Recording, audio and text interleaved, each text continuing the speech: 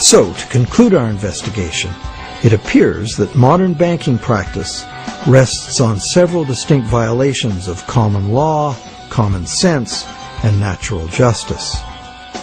The first violation is the fraud the borrower commits by pledging as collateral property the borrower does not yet own. And the bank is complicit, as it knowingly accepts the fraudulent pledge as backing for the credit it creates. The second violation is the failure of the bank to disclose the true nature of the contract. The bank calls it a loan, leading the borrower to believe that he or she is receiving a loan of existing money. But the bank knows full well it has provided only a brand new promise to pay, simply typed in on a computer screen. A promise that the bank knows it will probably never have to fulfill. Thirdly, the loan agreement should be invalid because impossible contracts are legally invalid. The bank is creating an impossible contract because the conditions required to guarantee that the borrowers have the opportunity to pay off the principal plus interest are not met. Unless the system enforces 100% recycling of both principal and interest, which it emphatically does not, some borrowers are going to default and lose their collateral simply due to the systemic shortage of money. The fourth violation is the violation of natural law by the law of contracts, which confers automatic legitimacy of title on any contract if the contract is sold to a third party for valuable consideration. This violates the principle that one cannot give better title to something than one has. But perhaps the biggest fraud of all is that most of the people who produce the real wealth of the world are in debt and at risk of losing everything they have worked for to bankers who fabricate money out of mere promises to pay. And where does this leave us? We are hostages in an economy that must grow faster and faster to keep up with an ever-growing money supply, or the entire system collapses in ruin.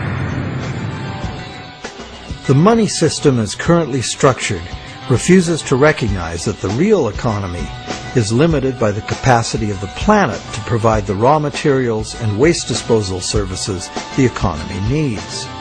The planet is finite, and therefore it should be obvious that the economy cannot grow at an accelerating pace forever. Our current money system runs like the bus in the movie Speed. It could not slow down or the bomb planted on the bus would go off. And our situation is even worse, because the rate of debt creation must forever accelerate or the entire economy crashes.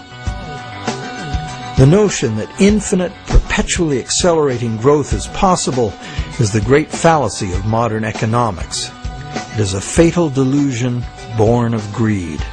An economic, social, and environmental crash of unprecedented proportion is surely inevitable, and this monetary system is utterly and hopelessly incapable of adapting to it.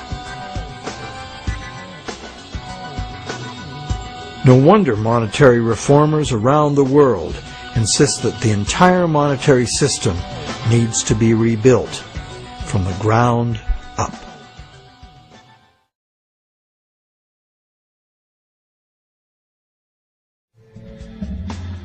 So what is the solution?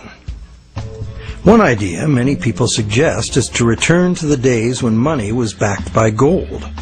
Gold, they argue, is the true money because it's inherently valuable. The underlying principle here is that money should be a commodity that is valuable due to its scarcity, as gold is scarce. As a general rule, those who hold this view of money also believe that money should exist independent of government. Another school of thought, diametrically opposite, is that the creation of money should be the exclusive prerogative of governments.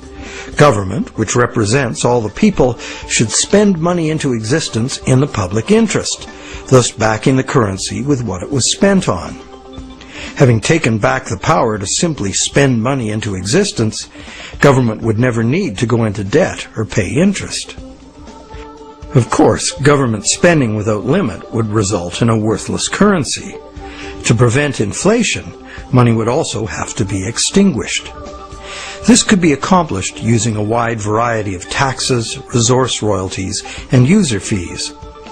Government spending and government taxes would, therefore, be interdependent and would equal each other in a perfect equilibrium. However, the goal of taxation would be to achieve price stability, as the government would have no need of tax revenues in order to operate. Over the centuries, both the gold-based system and various government credit money systems have been used, with the gold-based system prevailing well into the 20th century. This wasn't because government credit money didn't work. It did within the country itself, where it was accepted in payment of taxes. But until the invention of modern currency exchanges, international trade had to be carried out in gold. In addition, gold has had an almost supernatural fascination for humans for a very long time. We've been conditioned for millennia to think of money in terms of portable inherent wealth, as in gold coins. However, this is not the only way to think of money, nor in the era of runaway debt money is it any longer accurate.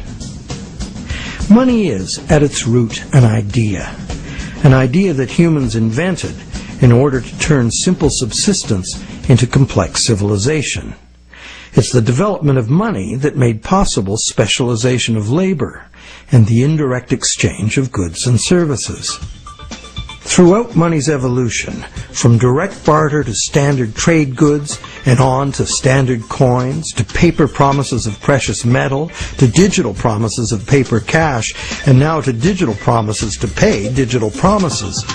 Throughout this long evolution, the prevailing idea has always been to achieve greater flexibility by using convenient and secure promises to pay instead of money itself. The problem with promise to pay money has always been that it provides a golden opportunity to cheat, to create more promises than there is real stuff to back those promises up. But is there a way to make the exchange of actual money just as convenient and secure as the promise to pay system? Now there is. Digital money, convenient and secure, is now a possibility because of new encryption technologies. It works like this. Imagine taking the serial number off a dollar bill and dispensing with the paper. What do you have? A digital dollar. A digital dollar that can now be electronically transferred around the world just as easily and securely as a promise to pay dollar. However, and this is the big however, the digital money, while being entirely electronic, is also like a metal coin. It can never be in two places at once. Thus, the multiplication of promises can be prevented by insisting on actual payment in cash, paper or digital. We don't even need to keep this digital cash in a bank, as it provides its own safekeeping and can be transferred by internet. And instantly transferable digital money could perform intelligent functions far beyond anything money has been capable of before. For instance, with simple math programmed in, money could be made to calculate its own value, eliminating human speculation, manipulation, and error. Wouldn't that be something? In the meantime, efforts are already underway to reform the monetary system through legislation. Initiatives like the Monetary Reform Act and the American Monetary Institute's Monetary Act have already been written, prescribing in detail how to return the power to create money exclusively to government, and thus limit banks to lending existing money, just the way most people imagine it works now. While differing in detail, all such reform proposals, in whatever country they originate, always advance the same simple idea. The benefits of money creation belong to the public. At present, money is created not for the benefit of society, but for the profit of private banks. Banks like to create enormous amounts of money from our debt because the more we borrow into existence, the more interest the bank gets to collect, and the richer the bank becomes. In the process, the banks gain more control over everyone, individuals, industry, and government alike.